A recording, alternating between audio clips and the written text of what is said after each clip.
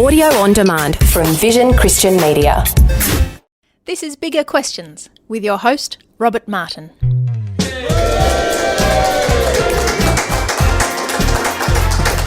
Welcome to Bigger Questions, recorded live in the city of Melbourne.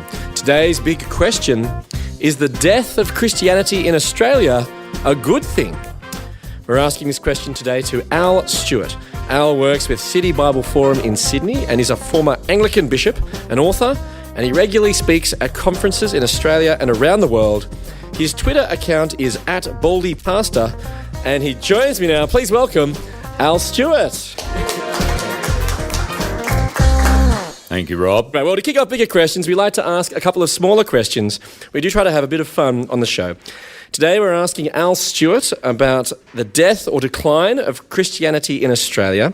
So Al, I thought we'd test you on how much you know about Christianity in Australia. Now, do you feel qualified at all? Former bishop, perhaps? Having listened to Bigger Questions before, I know what's coming. I don't feel qualified. Okay, right. Well, we'll see how you go. We do try to help you to pass. Okay. There's two questions, both multiple choice. In question one, in 1901, according to the census, what percentage of Australians considered themselves Christian? Was it A, 100%, everyone was Christian? Was it B, 96%, just about everyone? There are a few with other religions. Is it C, 52%, about half the population? Or was it D, 4%? Someone forgot to enter the details of that particular question into the census results. I'll go for B. You go for B. That's a good one to go with because that's the right answer. Okay. Well done, Al. Now, virtually everyone considered themselves Christians and around half the population regularly attended church. Now, the answer C, 52%, was actually the number who ticked the box Christian in the 2016 census. So, Al, that's a pretty substantial drop, I suppose, isn't it? And that's what we're... Yeah, within 100 years. That's a massive drop. Yeah, that's what we'll be talking about today. Anyway, question two. Which of one of these songs was sung at the opening of the first Parliament of Australia in Melbourne in May 1901? Was it A, Waltzing Matilda, B, Click Go the Shears, C, the hymn at the old 100th, Psalm 100, or was it D, Love to Have a Beer with Duncan? So which of those was sung at the opening of the Parliament of Australia in May 1901? I'll go for C, the old 100. And that's a good one to go with because it was correct. Yes, yes. You surprised they didn't sing Waltzing Matilda? It probably got sung later, I think. Right, yeah, sure. So, Al, there is no decline in your ability because you passed. You got two of our two smaller questions right. Big round of applause for Al Stewart. So, Al, there was a time, not so long ago, here in Australia where Christian hymns and Christian prayers were an accepted part of parliamentary practice, and the Christian religion was an integral and fundamental part of the social order. So how did it get so influential? Well, I suppose it depends if you go back far enough. If you're looking for the beginning, Constantine, the Roman emperor, as he's facing a great battle to actually become emperor in about 312, I think it was, has a dream where he sees the Christian symbols, or the Greek letters chi and rho, and is told in this dream, if you under these symbols you will conquer. Yeah. So he paints the symbols on the shields of his soldiers, wins the victory, and then decides that he'll become a Christian. Okay. And really, you could trace it almost back to there, where Constantine links Christianity and the Roman state. I mean, that's the beginning of the influence of Christianity within. How can I put it? Sorry, the political influence. Right. Up until then, Christianity had been a grassroots viral movement. Right. And things began to change. Well, certainly at the, if you like, the political level, it changed definitely with Constantine. Yeah. And in the coming centuries, as the Roman Empire declined, local bishops became more and more important. Right. So Larry Siddentop, who has written a book, Inventing the Individual, he talks about kind of the decline of the Roman Empire saw the Christian leaders, the bishops, become more and more important. Mm-hmm. And then... So what did this mean then for society? Well, over time, it's interesting to watch. Over time, the elites, particularly in the Western Europe, became Christians, not necessarily, forgive the expression, not necessarily the common people, but more and more of the elites. And then over the centuries, Christianity began gained more and more, or particularly, if you like, the Roman Catholic Church, gathered more and more political power. Yeah. And the state and the church were more and more entwined. I would say the last few centuries, what we've seen in the Western world is the Christian church be like the chaplain to the state. Mm-hmm. And so it was just assumed that Christianity was the default religion of everyone. Yeah. I tell you where you see it today, and it's an anachronism, is Anzac Day service. So if you go to the Veteran Affairs website, there are rules about what has to happen in an Anzac dawn service. There has to be Christian hymns, Christian Bible readings and Christian prayers. Now, why is that? Well, it's because Anzac Day is a kind of a sacred thing. You can't change it. And Anzac Day stayed frozen, whereas the rest of society has moved on over the last 90, 100 years. Yeah. Time warp thing when you go to a dawn service now. Yeah. So it really has changed. The assumption that the Christian church is the chaplain to the state, I think it's gone. It's nostalgia. So that was kind of called, was that called Christendom or something, was it? The sort of the age? What is Christendom is the idea that the state looks, that the state endorses Christianity as the default religion of the nation. Right, yeah. And so what did this Christendom bring then to the world? Well, in the Western world, I think you can make an argument. There's all sorts of good things that the Christian worldview brought, like the rise of science, modern medicine, the value of the individual, and so human rights, the rule of law, the growth of capitalism, the creation of wealth. All of those things, I think you can make a case that certainly Christianity was a vital part of those developments. Yeah.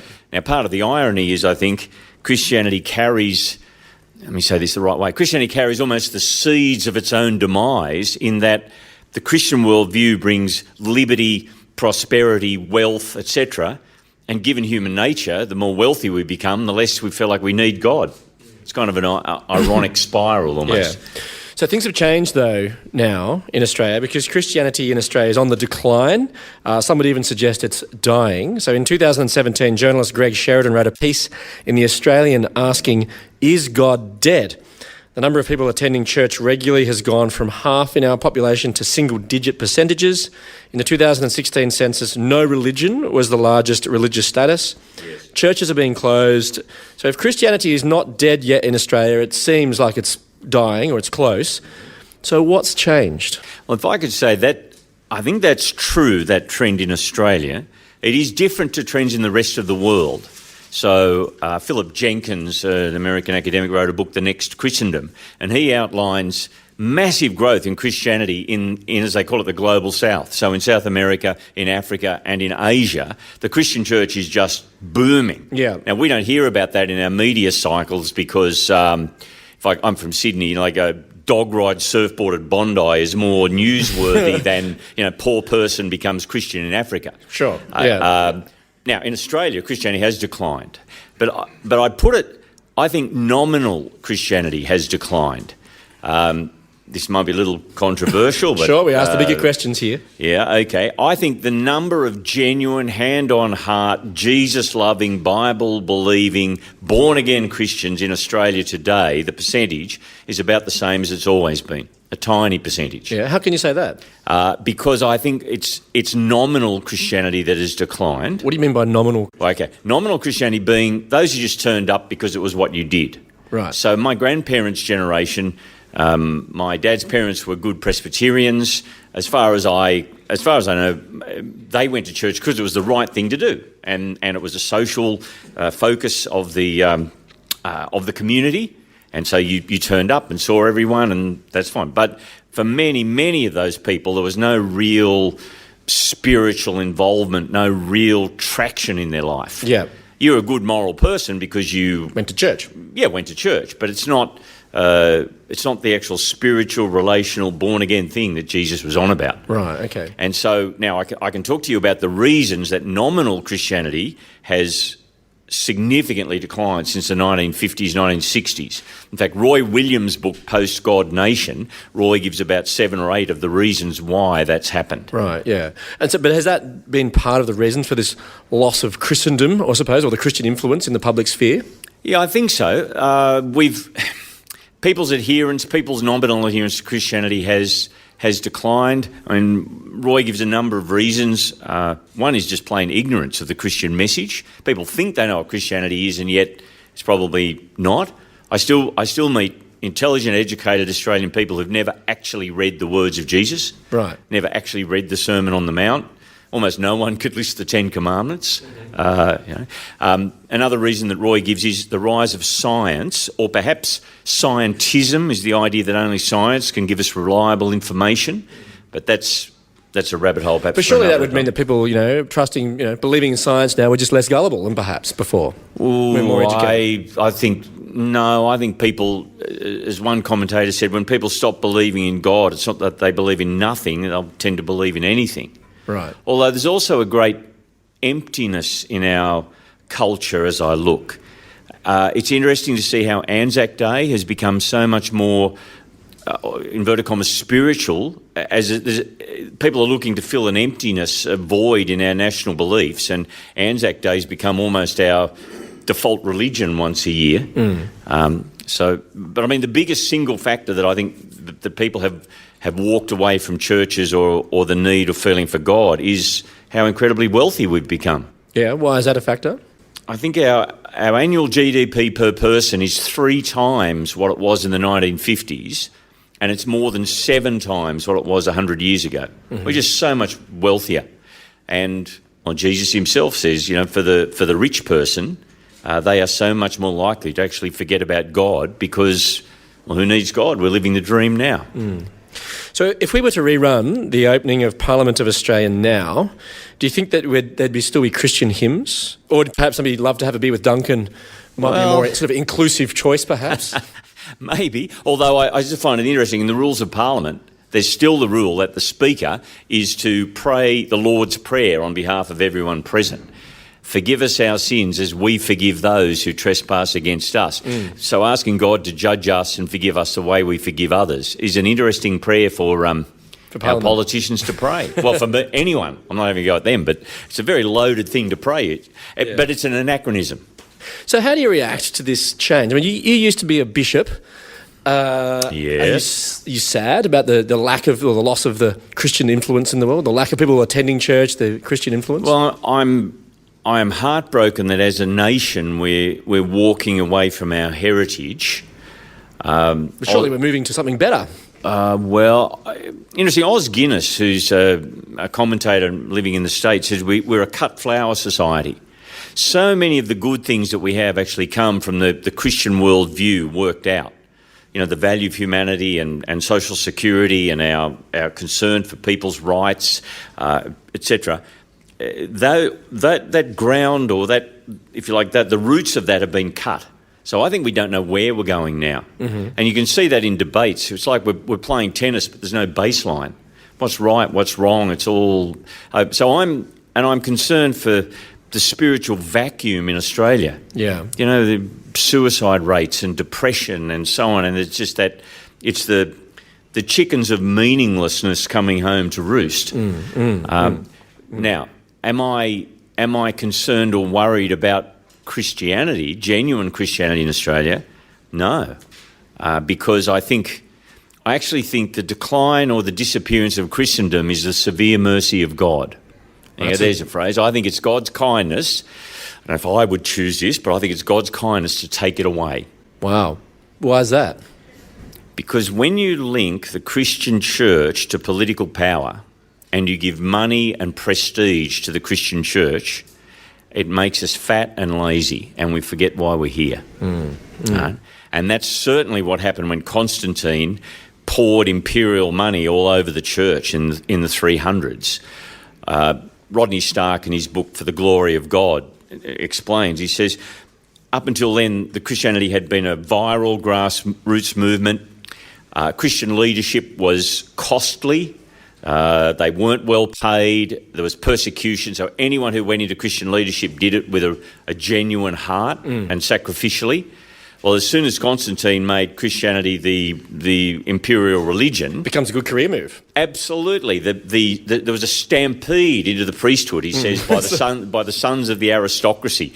All of a sudden, Christianity went from modest buildings or people's homes into giant temples, and It corrupted the church overnight. Now, not all the church. There were some who, below the radar, stayed faithful, but it was a disaster.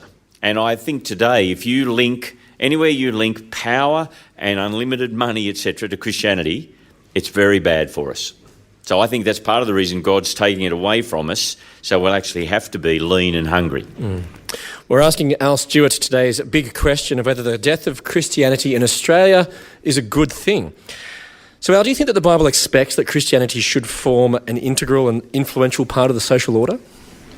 I think the New Testament expects that Christians will be in a minority in a society, but also says that I think the Bible also expects us to cooperate in a positive way, to not be on the back foot all the time, to actually be useful and engaged members of society, and that we have a role to play and that we should be positive.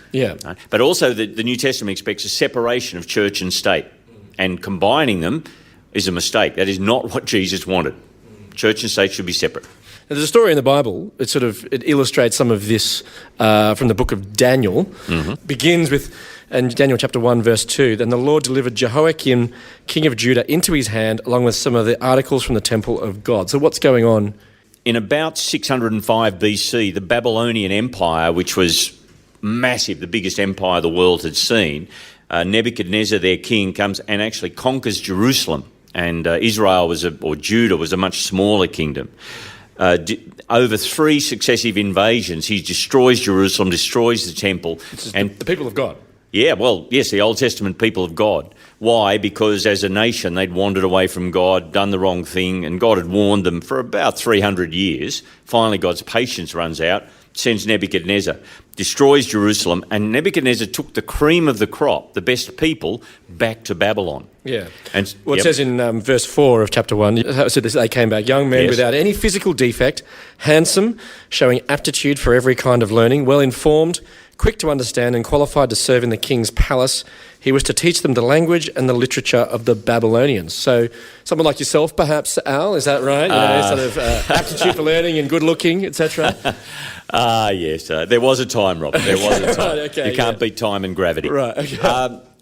Interesting. This morning, I finished a reference for a young lady who'd applied for a Rhodes Scholarship. This is like the Rhodes Scholarship of the ancient world. Yes. What that points to in Daniel is Nebuchadnezzar is very clever. How do you rule an empire that stretches the known world and includes hundreds of ethnic groups and nations? Well, you pick the best of those, make them fall in love with Babylonian culture, and then you rule the world through them. Now, that's what Cecil Rhodes set up with the Rhodes Scholarship. You bring the best and brightest of the empire to Oxford, let them fall in love with the British Empire, and then go home. Yeah. It still happens. So Daniel and his three friends get this opportunity to have this Rhodes Scholarship and then to work for or work closely with the man who ruled the world. Yeah. Now it says in verse 8 that Daniel resolved not to defile himself with the royal food and wine, and he asked the chief official for permission not to defile himself in that way. So why was that? In the story, and the offer is that Nebuchadnezzar offers to feed the Rhodes scholars from his own table. So they would get the best of food, the best of wine, the best of meats, etc. A great honour. But Daniel decides that he won't. Now, there's debate about, people say, it was because it was offered to idols or whatever. I don't think that's the reason. Because later in chapter 10, Daniel says he is drinking the wine and eating meat, etc. But that's when he's a much older man and has been very successful. I think the reason is it's his way of drawing a line and saying, I'm not for sale. In the way the Bible writers thought, if you eat with someone, it's accepting them as a great... it's friendship. And their culture, etc., and everything it stands for. Yes, exactly. And so Daniel says, look, I'll work with you, I'll study with you, but there's a line and I'm not going to eat with you or be your lapdog that eats at your table. Yeah. And it's interesting, in the story, God actually honours that. So Daniel... He'll take the Babylonian name, he does their study, he's actually incredibly successful as he grows older in the Babylonian civil service. Yeah, so he's successful in the Babylonian Absolutely. scholarship. In their world, he's a brilliant administrator and is promoted. Yeah. Well, if we wind the clock a bit further forward, then Daniel's faced with a challenge. He's made it to the top of the Babylonian government. So that much later in the book of Daniel, in chapter 6, verse 3, we learn that Daniel so distinguished himself among the chief ministers and the satraps by his exceptional qualities that the king planned to set him over the whole kingdom. So he's done very well, but he's not all popular. So what happens then? Well, he's not popular, partly because he's so successful. It's envy, and it's easy to, in a political situation, imagine people being envious. Also, he's without any kind of corruption. And so there's a conspiracy by those around him to get rid of him. They can't find anything wrong with him in terms of corruption or malpractice, and so they point to his belief in his God, the God of Israel. Yeah, well, they say that finally these men said, we'll never find any basis for charges against this man, Daniel, unless it has something to do with the law of his God. Yes, so that's what they target. Yes, that's right. And so then in verse 10, Daniel, knowing full well that this decree had been published, or decree was issued then, that if they worshipped any gods apart from... If anyone prayed to anyone other than the king for a month, they were to be thrown into the lion's den, which appealed to King Darius's vanity. And later he regrets that, but he's basically set up by some very clever political moves. So then Daniel goes up to his upstairs room where the windows opened towards Jerusalem. 3 times a day he got down on his knees, prayed, giving thanks to his God, just as he'd done before. So why didn't he just shut the door? Well, if you reading the text, he does shut the door, but he leaves his windows open. And then those who come to catch him in a deliberate time. I think the way that it reads, Daniel doesn't deliberately go out into the public square and flaunt his disobedience, but he will not change the routine that he's had for all of those years. He serves God first, and then he'll serve the king. And so he reports to a higher power, if you like. So he's still not for sale, though, even though he's been successful. Still not for sale. And you see in Daniel, chapter 1 is about seduction. Chapter 6 is about intimidation. But it's because it's because his citizenship's in another world, you could say almost, that he's able to not be seduced and not be intimidated and still be a positive force in their society. So he's caught. He's caught. And then he's caught. He's thrown into the lion's den. Yeah. And now it's interesting. Daniel's not a promise that God will rescue believers from persecution. Mostly the lions eat people. Right. But Daniel's showing that if God chooses, he's able to rescue. And God does choose to rescue this man, who is a witness to the power of the God of Israel. And this has a profound effect on Darius the next morning, the king. So because Daniel was saved from the lion. So how could he stand firm then amidst this challenge? Well, I think, as I say, he reported to a higher power. His citizenship was, I guess you could say, in another world. And once you believe that, it means you can hold the things of our world lightly, I suppose. That's the way. That they had a real faith in that.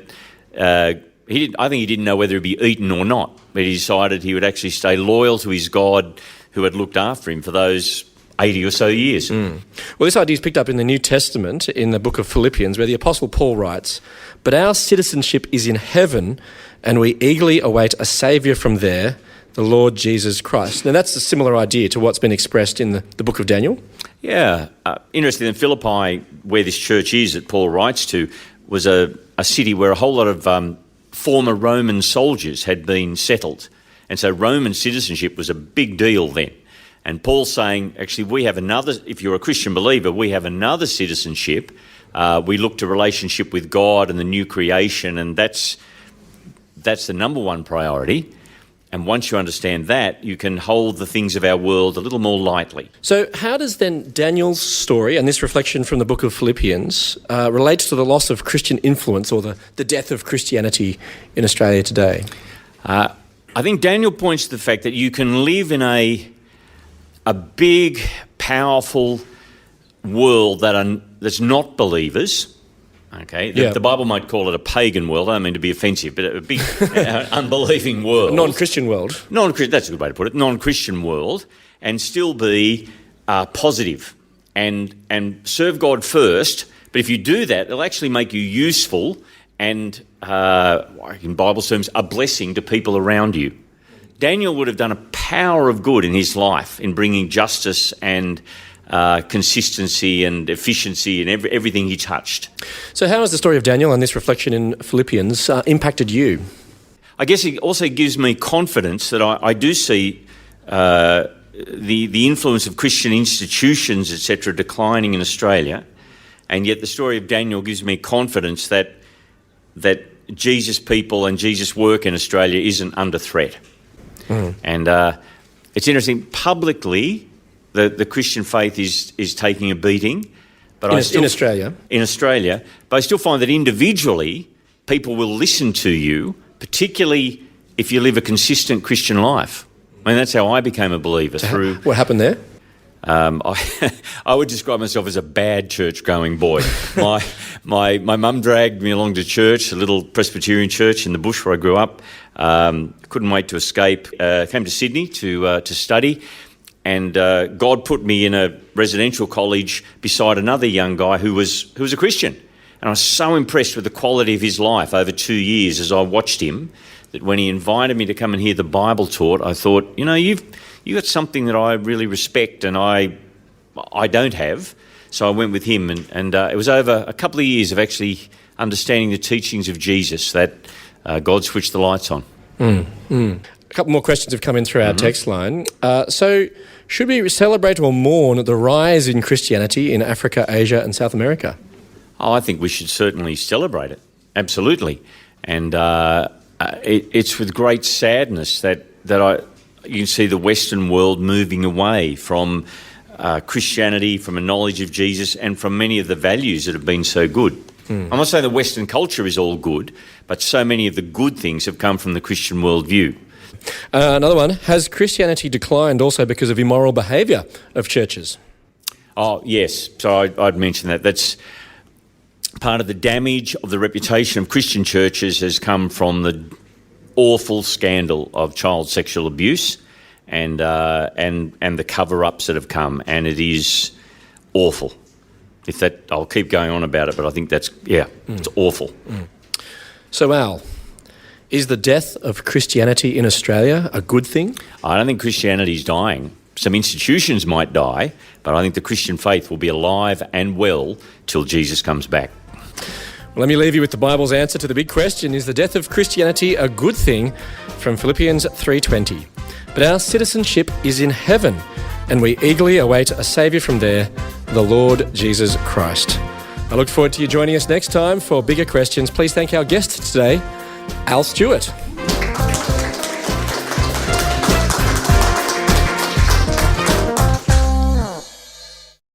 Enjoy Bigger Questions? You can help us keep asking them for as little as $1 a podcast. Support the show. Go to patreon.com/biggerquestions. Thanks for taking time to listen to this audio on demand from Vision Christian Media. To find out more about us, go to vision.org.au.